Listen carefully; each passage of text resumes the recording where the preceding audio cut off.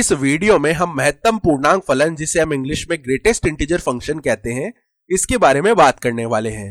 तो मान लीजिए हमारे पास में एक फलन f है जो कि r से r में परिभाषित है, और इसे किस प्रकार से परिभाषित किया जाता है, देखिए y बराबर में fx, और यह बराबर है, इस तरीके से वर्गाकार कोष्टक में हम x लिख लेते हैं, यानी कि स्क्वायर ब्रैकेट्स में हम x लिख लेते हैं, और यहां पर x जो है वह वास्तविक संख्याओं यानी कि रियल नंबर्स में से लिया जा रहा है। तो इसका मतलब तो है कि फलन f जो है वह एक वास्तविक फलन यानी कि रियल फंक्शन है।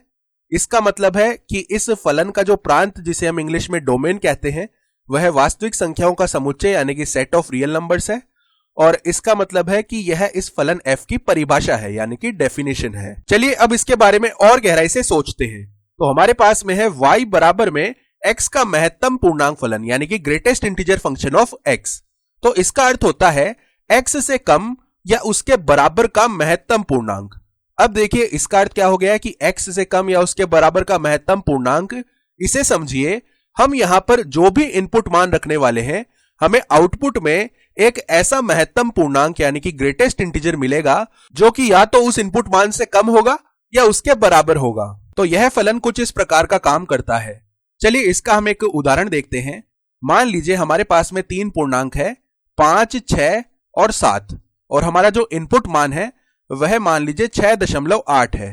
तो हमें इस फलन से क्या मिलेगा यदि हम इनपुट मान 6.8 रखते हैं। मैं चाहता हूं कि आप इसके बारे में थोड़ा सोचिए। तो यह फलन हमें हमारे इनपुट मान से कम या उसके बराबर के पूर्णांक देता है।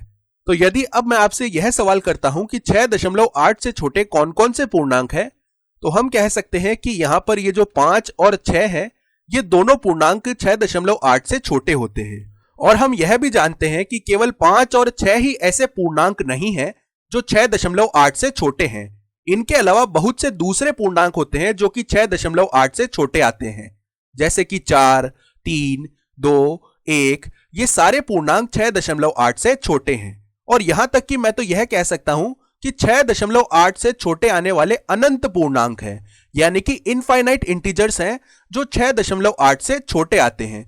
किंतु उन सभी अनंत पूर्णांकों में जो सबसे बड़ा पूर्णांक है यानी कि महत्तम पूर्णांक है, वह निश्चित रूप से 6 होगा। तो हम यह कह सकते हैं कि जब हमारा इनपुट मान 6.8 होगा, तब हमें आउटपुट मान 6 मिलेगा। चलिए अब हम इसी तरह का एक अन्य उदाहरण देखते हैं।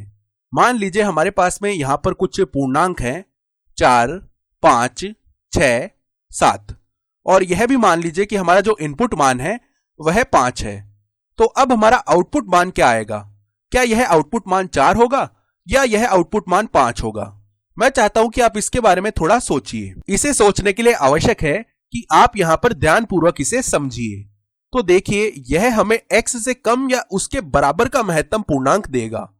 तो यदि मैं अब आपसे पूछता हूं कि 5 से कम कौन कौन से पूर्णांक है, तो आप बताएंगे कि 4 है, 3 है, 2 है, 1 है, और इसी प्रकार के अन्य पूर्णांक भी हैं जो 5 से कम है। चलिए अब यदि मैं आपसे पूछता हूं कि क्या एक ऐसा पूर्णांक भी है जो 5 के बराबर है, तो आप कहेंगे बिल्कुल, एक ऐसा पूर्णांक भी है जो 5 के बराबर है, जो कि 5 खुद ही है, यानी कि स्वयं 5 5 के बराबर होता है। अतः यह 5 भी उन अन्य पूर्णांकों की भांति ही आउटपुट मान बनने की प्रतिस्पर्धा में होगा। और क्योंकि यह 5 उन सभी पूर्णांकों में से सबसे बड़ा है यानी कि ग्रेटेस्ट है, तो हमारा जो आउटपुट मान है वह 5 होगा, यानी कि इनपुट मान 5 होने पर आउटपुट मान भी हमें 5 मिलेगा। और अब देखिए मैं यह भी कह सकता हूं कि जब भी हम यहां इनपुट मान में कोई भी पूर्णांक यानी कि इंटीजर रखेंगे, तो हमें आउटपुट मान में भी वह पूर्णांक ही मिलने वाला है। अब देखिए मैं इसे किस तरीके से याद रखता हूं। मान लीजिए हमारे पास कोई भी इनपुट मान है और हमें आउटपुट मान चाहिए, तो हम क्या करेंगे, वह इनपुट मान बाईं तरफ के निकटतम पूर्णांक तक पूर्णांकित हो जाएगा और हमें आउटपुट मान मिल जाएगा। जैसे कि मान लीजिए हमारा इनपुट मान 6.8 है, तो हम बाईं तरफ की बात करेंगे, हम दाईं तरफ की बात नहीं करेंगे। तो देखिए बाईं तरफ का जो निकटतम पूर्णांक है वह 6 है, तो हमारा जो आउटपुट मान है वह 6 आ जाएगा। अब यदि हम 6 पर हैं और हमारा इनपुट मान 6 है, तब हमें आउटपुट मान भी 6 ही मिलेगा। और अब यदि हमारा इनपुट मान 5.9 है, तो 5.9 के लिए जो बाईं तरफ का निकटतम पूर्णांक है वह हमें 5 दिख रहा है, तो इसके लिए आउटपुट मान हमें 5 मिल जाएगा। तो इस तरीके से हमने इस फलन की परिभाषा एवं कुछ उदाहरणों की बात कर ली। अब चलिए देखते हैं कि इस फलन का आलेख किस तरीके से बनेगा। तो यदि आप इस फलन का आलेख स्वयं से बनाना चाहते हैं तो मैं आपको कहूंगा कि आप एक बार इस वीडियो को पॉज कर लीजिए और इसका आलेख बनाने का प्रयास कीजिए। तो चलिए अब हम साथ में मिलकर यह आलेख बना लेते हैं। अब देखिए, यह तो हमारा x अक्ष है और यह हमारा y अक्ष है और हमें y बराबर x के महत्तम पूर्णांक फलन का आलेख बनाना है। तो अब सोचिए कि हमें किन मानों से शुरुआत करनी चाहिए। तो मैं कहूंगा कि हमें पूर्णांकों से शुरुआत करनी चाहिए, क्योंकि उस स्थिति में हम सुरक्षित रहेंगे। देखिए, यदि हम यहां पर इनपुट मान के रूप में कोई भी पूर्णांक रखते हैं तो हमें आउटपुट मान में भी वही पूर्णांक मिलता है। तो देखिए, यदि हम यहां पर इनपुट मान के रूप में 0 रखेंगे तो आउटपुट में भी 0 मिलेगा, 1 रखने पर आउटपुट में भी 1 मिलेगा, 2 रखने पर आउटपुट में भी 2 मिलेगा, 3 के लिए भी हमें 3 मिलेगा, 4 के लिए भी हमें 4 मिलेगा और इसी प्रकार से यह आगे चलता जाएगा। और ऋणात्मक पूर्णांकों यानी कि नेगेटिव इंटीजर्स के लिए भी यही स्थिति होगी। यदि हम यहां पर कोई इनपुट मान रख रहे हैं और वह इनपुट मान पूर्णांक है तो हमें आउटपुट मान में भी वही पूर्णांक मिलने वाला है। अब चलिए उन मानों की बात करते हैं जो पूर्णांक नहीं है। तो यदि हम 0 और 1 के बीच के मानों के बारे में सोचते हैं तो यहां पर सभी 1 से छोटे भिन्न यानी कि फ्रैक्शंस आने वाले हैं। तो यदि हम इनपुट के रूप में 0 और 1 के बीच के मान रखते हैं तो हमें आउटपुट के रूप में जो बाईं तरफ स्थित निकटतम पूर्णांक है, जो कि इस स्थिति में 0 है, वह मिलने वाला है। तो इसे हम ऐसे दर्शा सकते हैं। इसका अर्थ है कि 0 और 1 के बीच में यदि हम कोई भी मान रखेंगे इनपुट मान के रूप में तो हमें आउटपुट मान 0 ही मिलने वाला है। और ध्यान दीजिए, हमने यहां पर 1 के ऊपर खाली स्थान बना रखा है। इसका अर्थ है कि जब इनपुट मान 1 है तब आउटपुट मान 0 नहीं बल्कि 1 है। अब यदि हम 1 और 2 के मध्य के मानों की बात करें तो इस स्थिति में यदि हम बाईं तरफ स्थित निकटतम पूर्णांक तक पूर्णांकित करेंगे तो हमें 1 मिलेगा। यानी 1 और 2 के मध्य यदि हम कोई भी मान इनपुट के रूप में रखेंगे तब हमें आउटपुट 1 मिलने वाला है। तो इसे हम ऐसे दर्शा सकते हैं। अब यदि हम 2 और 3 के मध्य के मानों की बात करें तो आउटपुट 2 मिलेगा, तो यह ऐसे बन जाएगा। 3 और 4 के मध्य के मानों की बात करें तो आउटपुट 3 मिलेगा, तो यह कुछ ऐसे आ जाएगा। 4 और 5 के मध्य के मानों की बात करें तो आउटपुट 4 मिलेगा और यह कुछ ऐसे बन जाएगा और इसी तरह यह आगे चलता जाएगा। और कुछ इसी प्रकार की स्थिति ऋणात्मक मानों के लिए भी आने वाली है।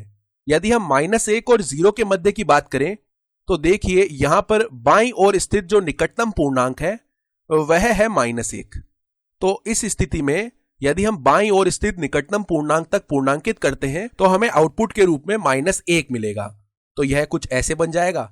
और अब जिस तरीके का पैटर्न चल रहा है हम आगे भी ऐसे ही बना देते हैं। तो y बराबर x के महत्तम पूर्णांक फलन यानी कि greatest integer function of x का जो आलेख है वह कुछ इस प्रकार का आ जाने वाला है। अब मैं आपसे पूछूंगा कि क्या आप इस आलेख को देखकर इस फलन के प्रांत एवं परिसर का पता लगा सकते हैं। तो देखिए, यदि हमें इस फलन का प्रांत, जिसे हम इंग्लिश में डोमेन कहते हैं, उसका पता लगाना है तो हमें यह सोचना होगा कि हम यहां पर x के क्या क्या मान रख सकते हैं। तो हम यहां पर x के सभी मान रख सकते हैं। तो इसका अर्थ है कि इस फलन f का जो प्रांत है यानी कि डोमेन है वह वास्तविक संख्याओं का समुच्चय यानी कि सेट ऑफ रियल नंबर्स आएगा। यानी यहां पर x का जो मान है वह हम कोई भी वास्तविक संख्या रख सकते हैं। अब यदि मैं परिसर यानी कि रेंज की बात करता हूं तो यह फलन कुछ विशिष्ट मान ही आउटपुट के रूप में देता है और ये सारे विशिष्ट मान जो है ये पूर्णांक यानी कि इंटीजर्स हैं। तो यदि मैं f का परिसर अर्थात रेंज लिखूं तो वह देखिए किसके बराबर होगा, y, जहां पर y जो है वह पूर्णांकों के समुच्चय यानी सेट ऑफ इंटीजर्स में से लिया जा रहा है। तो इस तरह से हमने इस फलन के प्रांत एवं परिसर लिख लिए। अब चूंकि इस फलन का जो आलेख है वह हमें सीढ़ीनुमा दिखाई देता है, इस कारण हम इस फलन को सीढ़ी फलन यानी कि स्टेप फंक्शन भी कहते हैं।